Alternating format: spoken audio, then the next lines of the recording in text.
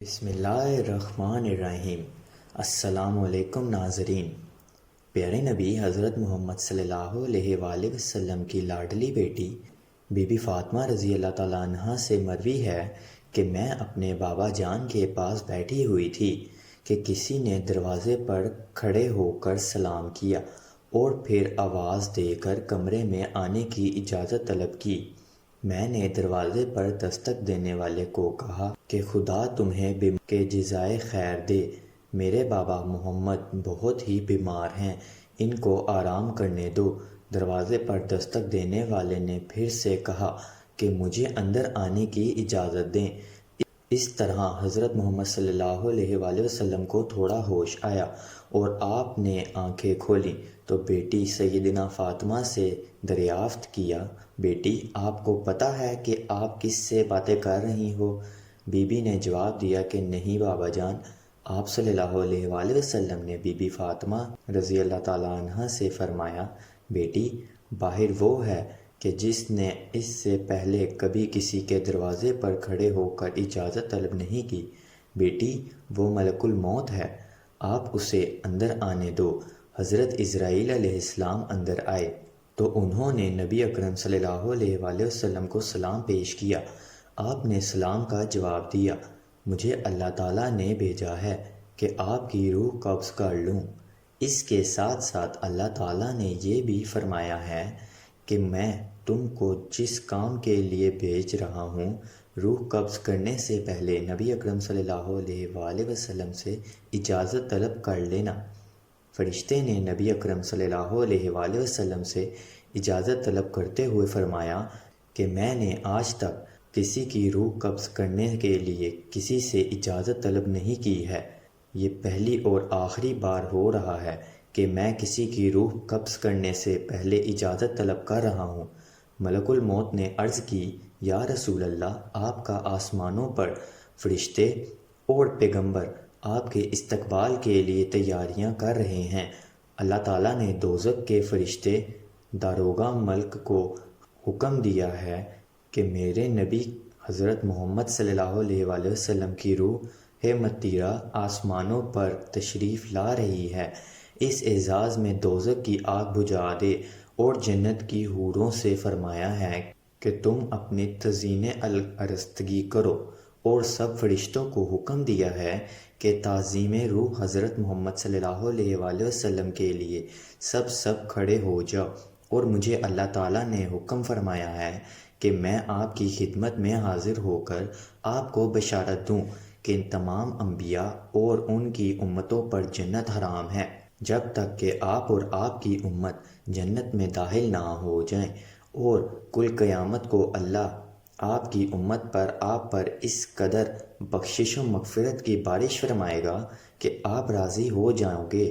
وفات کے وقت آپ صلی اللہ علیہ وآلہ وسلم نے ملک الموت سے فرمایا کہ اے اللہ تعالیٰ کے بھیجے گئے فرشتے، تم اپنا کام جاری رکھو، میں اپنے رب کے پاس ہی جانا پسند کرتا ہوں، اب تم جس کام کے لیے آئے ہو وہ کام کرو۔ ملک الموت نے عرض کیا کہ مجھے حکم ہے کہ اگر حضور صلی اللہ علیہ وآلہ وسلم کی مرضی ہو تب روح مبارک قبض کرنا۔ حضور صلی اللہ علیہ وآلہ وسلم نے روح قبض کرنے کی اجازت فرمائی۔ ملک الموت نے روح مبارک قبض کرنی شروع کی۔ موت کی تکلیف سے حضور صلی اللہ علیہ وآلہ وسلم کی پیشانی پر پسینہ آیا۔ سکرت کی تکلیف شروع ہوئی تو فرمایا، اے اللہ، موت کی بڑی سخت تکلیف ہے۔ مٹی کے برتن میں پانی بھروا کر رکھوایا، آپ بار بار پانی میں ہاتھ ڈالتے اور وہ ہاتھ اپنے منہ پر لگاتے اور فرماتے، اے اللہ مجھے اپنے پاس بلا لے۔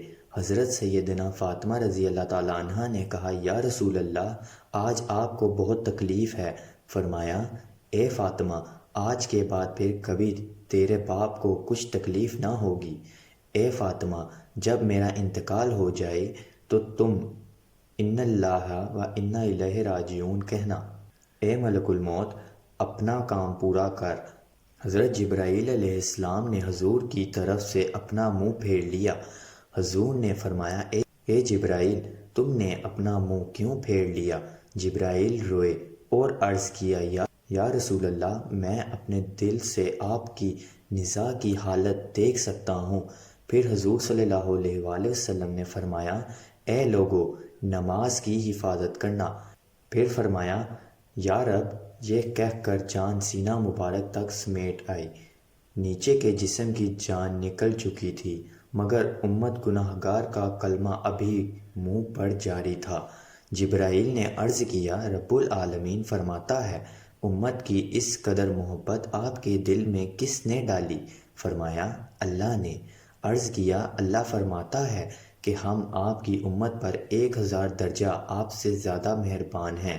اے نبی، تم اپنی امت کو میرے سپرد کر کے موت کی تکلیف کو آسان کیجیے۔ یہ سن کر فرمایا، اب میرا دل ٹھنڈا ہوا۔ اے اللہ، اب مجھے بلا لے۔ بےہوشی طاری ہوئی اور ماتھے پر مشک کی خوشبو کا پسینہ جاری ہوا۔ یہ رات کا وقت ہے، سید الکونین نزاع کی حالت میں ہے اور حجرہ مبارک میں دنیا کی قلت کے سبب چراغ میں تیل نہیں ہے۔ ایک بیت گردن مبارکہ متیور ہوا، ایک طرف کو مائل ہوا، روح مبارک آسمان کی طرف پرواز کر گئی، ایک خوشبو حجرہ میں پیدا ہوئی۔ حضرت علی رضی اللہ عنہ نے فرمایا کہ میں ملک الموت کی آواز سنی ہے۔ وہ روح مبارک قبض کر کے لے جا رہے تھے اور روتے روتے جا رہے تھے اور وہاں محمد واہ محمد کہے جا رہے تھے۔ بی بی فاطمہ نے جب دیکھا کہ روح مبارک قبض کر گئی ہے تو بابا جان کے پاس آ کر چہرے مبارک دیکھا کہ گویا آپ آرام فرما رہے تھے، ماتھے پر پسینہ ہے۔ پکارا، اے نبی، رب کا بلاوا منظور کر لیا۔ اے نبی، ہم کو چھوڑ کر اپنے رب کے پاس چلے گئے۔ اے نبی، اگر جبرائیل امین آپ کو تلاش کرتے ہوئے آئیں گے تو ہم کہیں گے کہ تم کسی تلاش کرتے ہو، جن کو تم تلاش کر رہے ہو آوے جہاں سے تشریف لے گئے ہیں۔ اے نبی، جنت الفردوس میں ٹھکانہ کر لیا؟ جیسے ہی گھر میں رونے کی آواز باہر آئی اور صحابہ کرام نے سنی، گھبرا کر بے تاب ہو گئے۔ خبر سن کر صحابہ کرام کی بے قراری بڑھ گئی۔ حضرت عبداللہ بن انس رضی اللہ تعالیٰ عنہ صدمے سے انتقال کر گئے۔ کہیں صحابہ دیوانے ہو گئے۔ جب نبی کریم صلی اللہ علیہ وآلہ وسلم نے انتقال کیا تو آپ کو غسل دینے کا معاملہ پیش آیا کہ نبی اکرم صلی اللہ علیہ وآلہ وسلم کو عام آدمیوں کی طرح غسل دیا جائے گا یا پھر کپڑے میں؟ ناگا تمام حاضرین پر خواب کا غلبہ طاری ہو گیا تھا، یہاں تک کہ تمام لوگ اپنی اپنی سینوں پر تھوڑیاں رکھ کر آرام کرنے لگی۔ اسی ثنا میں ان کے کانوں میں آواز آئی، نبی اکرم صلی اللہ علیہ وآلہ وسلم کو ان کے پیرا ہند میں ہی غسل دو۔ حضرت علی شیر خدا فرماتے ہیں کہ مجھے نبی کریم صلی اللہ علیہ وآلہ وسلم نے وصیت کی تھی کہ میرے غسل کا انتظام تم ہی کرنا، کیونکہ میرے ستر پر تمہارے سوا جس کسی کی بھی نگاہ پڑے گی وہ نابینا ہو جائے گا۔ حضرت علی نے آپ کو غسل دیتے ہوئے آپ کے بدن مبارک پر کسی قسم کی کوئی میل نہ دیکھی تو برجستہ ان کے زبان پر آیا، آپ پر میرے ماں باپ قربان، آپ کے خیال کس قدر پاکیزہ مطہرہ ہیں۔ حضور صلی اللہ علیہ وآلہ وسلم کی تدفین کے دن اس قدر تاریکی چھائی کہ بعض صحابہ بعض کو دیکھ نہ پائے۔ اگر اپنی ہتھیلی کھولتے تو کچھ نظر نہ آتا۔ یہ تاریکی نبی اکرم صلی اللہ علیہ وآلہ وسلم کی تدفین تک چھائی رہی۔ جب حضور اکرم صلی اللہ علیہ وآلہ وسلم کی وفات کی خبر آپ عبداللہ بن زید انصاری نے سنی تو اس قدر غمزدہ ہوئے کہ نابینا ہونے کی دعا مانگنے لگے۔ آپ اسی وقت نابینا ہو گئے۔ لوگوں نے کہا کہ تم نے یہ دعا کیوں مانگی؟ فرمایا، لذت نگاہ تو آنکھوں میں ہے، مگر حضور کے بعد اب میری آنکھیں کسی کے دیدار کا ذوق نہیں رکھتی۔